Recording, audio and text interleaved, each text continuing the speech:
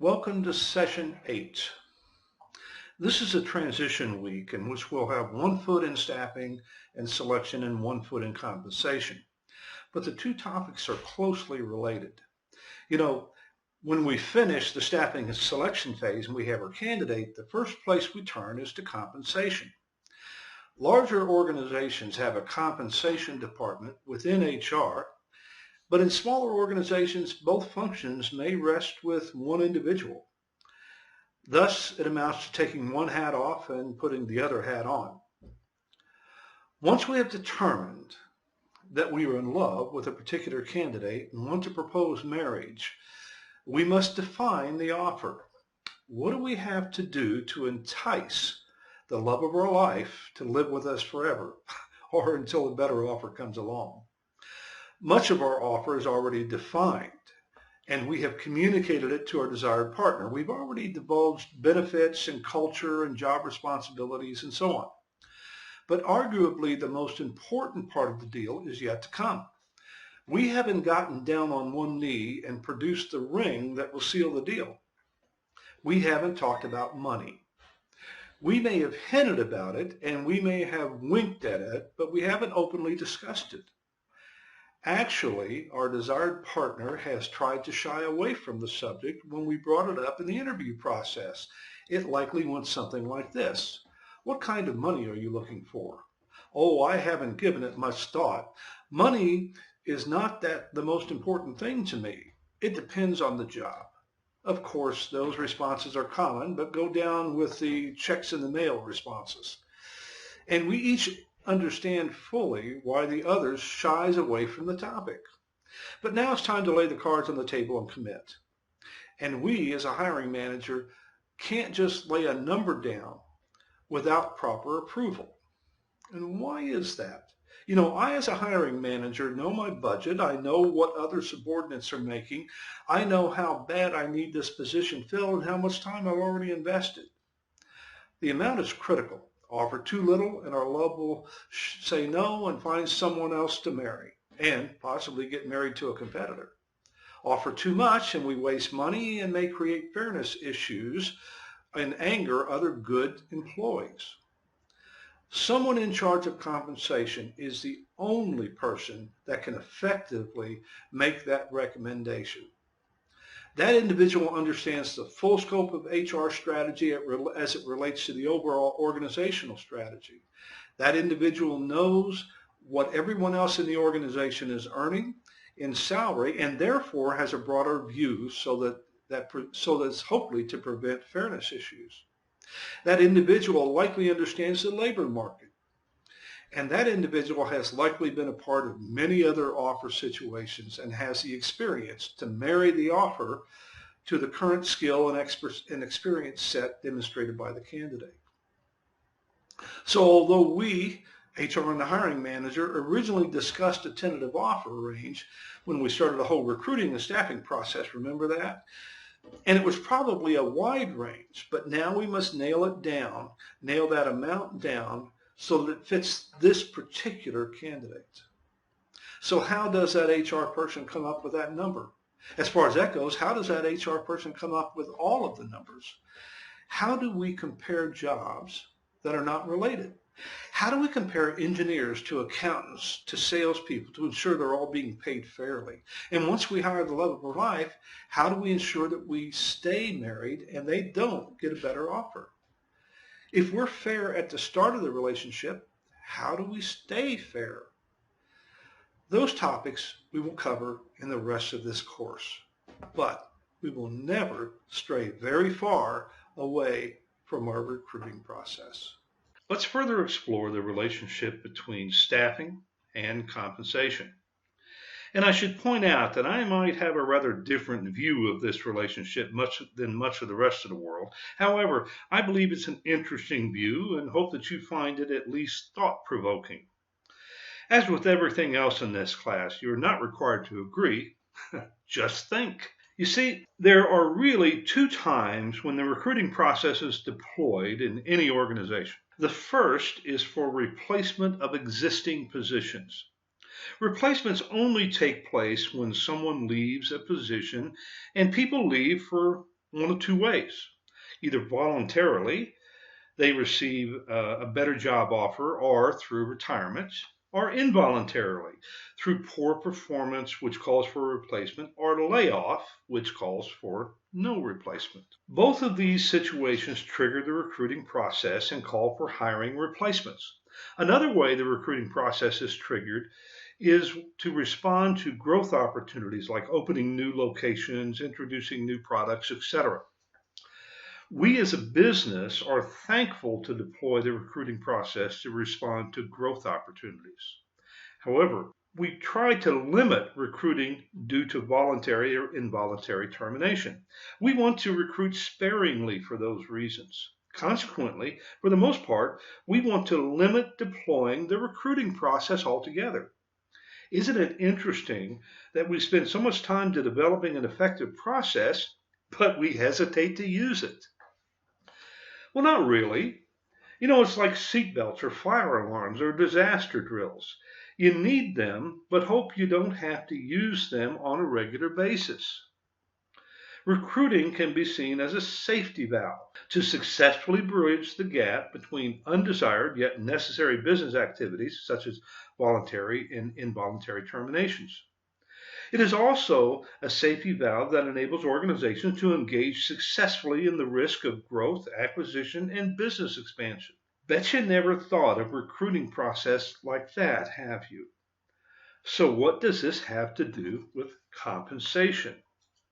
Well, poor compensation practices that create internal inequity or don't keep up with the marketplace creates a lot of recruiting opportunities. Such practices trigger the deployment of our recruiting process by increasing turnover. Such poor practices in compensation creates fires and disasters throughout the organization, which requires the deployment of our recruiting process. Such practices create instability, which may very well nullify any competitive advantage the organization has or prevent the creation of future competitive advantages. See where this is going? Poor compensation can lead to the downfall of any organization, either through overpaying or underpaying. Good pay practices create stability and help establish competitive advantages within the organization. It's a circular relationship. Poor compensation practices creates turnover and instability, which leads to more recruiting. Poor compensation practices, particularly low pay or pay inequities, makes recruiting even more difficult and dramatically reduces the pool of available applicants. Good pay practices reduces the need to deploy recruiting, and when recruiting is necessary due to growth and other positive reasons, good pay practices enhance the recruiting activities and increase the applicant pool. The consequences of underpaying are easy to see. An organization that underpays may not attract quality people and thus always be behind competitors. That's in addition to the instability and high turnover it generates. In other words, not only do they lose a lot of people, but they replace them with even weaker people, and the whole workforce suffers. And this impact can be apparent quickly. The consequences of overpaying may take longer to impact the organization, but if you doubt its impact, just take a look at many unionized organizations such as the auto industry. Those organizations were unable to compete paying such high wages with the non-union organizations. Understand also that non-union organizations in the auto industry were not paying pauper wages. They were paying their employees very well, but union organizations were paying ridiculous wages and also strangling the organization with highly restrictive work practices. Pay makes a difference, and a big one. Recall that the text pointed out that payroll often makes up the greatest expense for many companies. Staffing and recruiting is an art. Numbers are secondary, and the process is relatively free to alter and fit the organization. As we've seen, it is a process based on feel. Staffing is feel because we think the person possesses these attributes and we think they possess enough of the attribute but we're never really sure. It is based on feeling. Remember, I said the goal is to get the data as objective as possible, but we can never reach 100% objectivity. I call that based on feeling. Compensation is more of a science, although there is some art involved. Compensation is based on numbers and measurements. Compensation is more fact-based. The person is making this much money, and the median or mean marketplace rate is this much, so they're either paid high or low compared to the market. And we can determine how much higher and how much lower. That's the science of it. The art comes into determining if that high or low number is justified. Compensation practices represent an important component in the structure of the organization. It provides or destroys stability. It's like the building. Every business must have a place to reside, even if it's a bad one. Organizations must pay people just like they must have a place to do business. And if we don't pay people, we don't exist even for a little bit. So guess what? Pay is important. Isn't that a surprise? Didn't I say that about recruiting too? Well, do you really expect me to say that we're going to spend a half a semester on either one of these topics, but it's not really important? Never mind.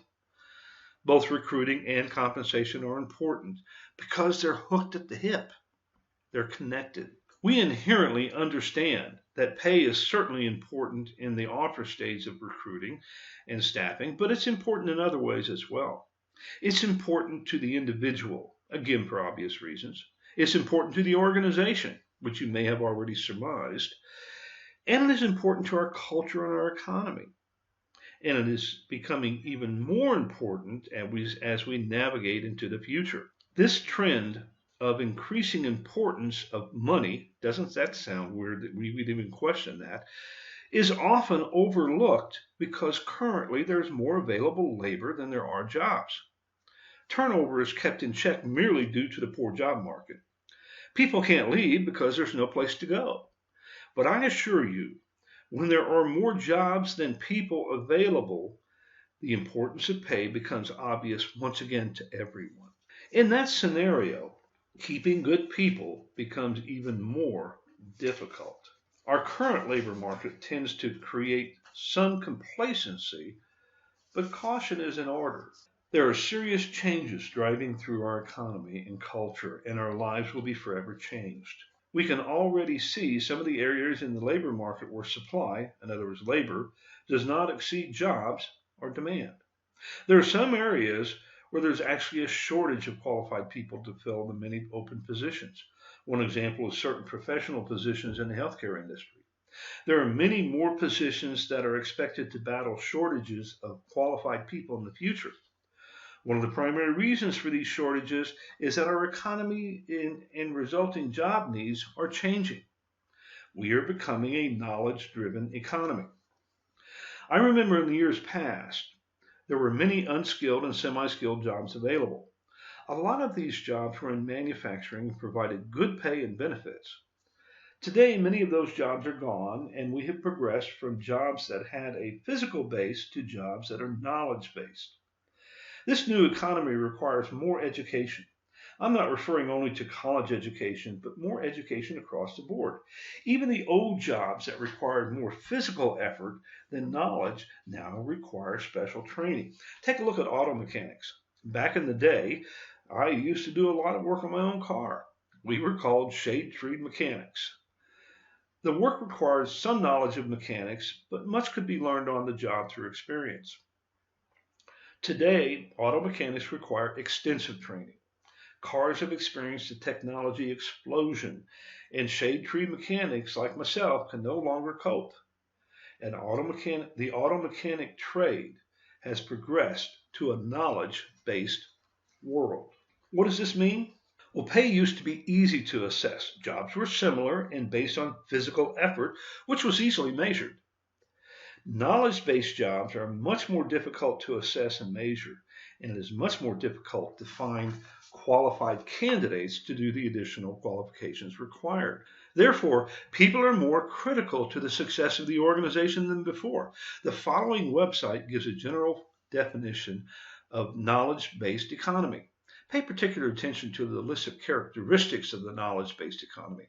One describes human capital and competencies and states that both are key components of value in a knowledge-based economy. If this is true, it follows that compensation is a key component to keeping that value inside the company. People with knowledge are important to creating a competitive advantage and reaching success. Lose an unskilled production worker and replace them the next day.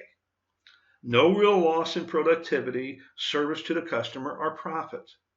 But lose a knowledge worker and you may take months to replace them, and the possible damage to productivity, customer relations, and profit is big. To quote the authors of the book Planning Wage and Salary Programs, to paraphrase a statement made by Lester Thoreau, PhD, workers are the only sustainable source of competitive advantage. Having the right talent has become a business necessity. As we've discussed in previous sessions, workers are no longer workers. They are a competitive advantage. And one of the greatest tools we have to keep good and valuable workers is an effective reward and base pay program. It's not just payroll anymore. So pay must reflect the knowledge economy in which the people are more important to success. Pay must not only provide base support for people, but it must help motivate and reward workers to create that competitive advantage. Pay is important to the organization in assisting in the creation and maintenance of the competitive advantage, but compensation is also the single largest controllable budget item for most organizations according to the text. We've seen why pay is important to the economy and the organization, but how about the individual? Well, as far as the individual goes, I realize that pay is a relatively uninteresting topic that has little meaning for most people. After all, most of us aren't concerned about how much we make because we have plenty of money. And we're more interested in a job that is enriching and fulfilling. I bet most of us would work for free given a decent job. No, I haven't been smoking or drinking anything that alters brainwaves. I do realize how important pay is to everyone. But I'm amazed that something that important doesn't entice people to understand more about how pay is determined and how the pay process works. We complain a lot about it, but we don't know much about it. In truth, pay and how it is determined has been somewhat secretive for many organizations. Maybe if we don't explain it, people won't ask about it. That seems to be the philosophy behind creating a mystique around where pay and pay increases come from. The fact that money doesn't grow on trees unless you are the government, for most organizations, escapes mention in most discussions. Money, there never seems to be enough to go around. We all want more pay, but have little understanding of how we got the pay we receive now. We tend to believe that we are not getting more because the boss is selfish and just doesn't want to share. Or we believe we're not getting enough pay because someone else is getting too much or getting our share. All of this may be true in some cases, but pay is much more complex than those emotional assumptions allow. When working for Crown Wood Products, I had an employee who constantly reminded me that he worked harder than anyone else and was not paid enough for his contribution. Actually, he was not an exceptional worker and probably struggled to even approach average. However, he was great in his own mind. I was in a meeting with him and a group of hourly paid employees who were roughly his peers in terms of job responsibilities. He chose that time to publicly pitch his inequity complaint, hoping to garner sympathy from other employees. It was an inappropriate time to grieve his situation, but he chose that time intentionally. I listened to him for a few minutes and then interjected. I'll make you a deal. You tell me how hard you work and you should receive special pay for your contribution. I keep telling you that I have many other people who work hard as well. If you can convince the other people in this room that you work harder and contribute more than they do and therefore deserve to make more money than they do, I'll give you special pay. Needless to say, he was nearly shouted out of the room. Seems no one perceived that he worked harder than them, and most agreed that he didn't work nearly as hard as them. I never heard that complaint from him again. But it did give me the opportunity to discuss perceptions of work, equity, etc. with an engaged group of employees. They walked out understanding that there is just so much money in the barrel, and my goal was not to keep them from getting any, but to make sure everyone received the portion they earned. Our inequity perception of ourselves tends to be vastly different from the equity perception of others towards us. Again, he was great in his own mind, but not everyone else's. But he basically didn't understand where pay came from. Have I ever received enough pay? Yeah, actually I have. More than once I have felt my pay was adequate for what I was doing and for the contribution I made to the organization. I believe, however, that realization came from understanding how pay was derived more than a high-handed cosmic understanding of my personal presence in the universe. In other words, knowledge creates understanding, and understanding creates an awareness that if I want more money, I must contribute more or move to another organization that can afford to pay me more for the same contribution. Nothing wrong or bad about the company who couldn't pay more, but just a realization that everyone and everything has its limits. I live in the house I can afford, and if I overstep those very practical bounds, I can't sustain the lifestyle for long, and I go out of business. And when that happens, I live in an even smaller house than before, and everyone suffers much more than if I lived in the appropriate size house to begin with. Such is life, and such is business. We and companies must live within our means, and that affects how pay is determined. Are there inequities when it comes to pay? You bet there are. But everything is not an inequity, and everything is not an attempt by the company to be cheap and miserly. To recognize the inequities, we have to understand how pay is derived. Once we define the pay limitations of an organization or industry, then we can truly identify the inequities and address them. Even then, if we decide that our pay is inadequate, it is incumbent upon us individually to take corrective action and not necessarily incumbent on the company. We must decide to take the risk of requesting a pay review and let the organization respond or be willing to change jobs or careers if they don't. Waiting for someone or some other entity to recognize and address your perceived inequity is misplaced confidence in an inanimate system.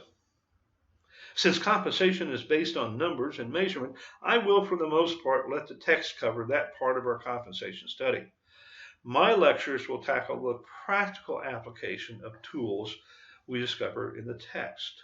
I'll use my lectures, particularly the next few lectures, to look at compensation more from an administrative function. How does a manager determine the funds appropriate to cover the compensation needs, both as an organization and as a department? We'll discuss what I call the battle for the buck. How is it waged? Who are the participants? And who officiates this battle?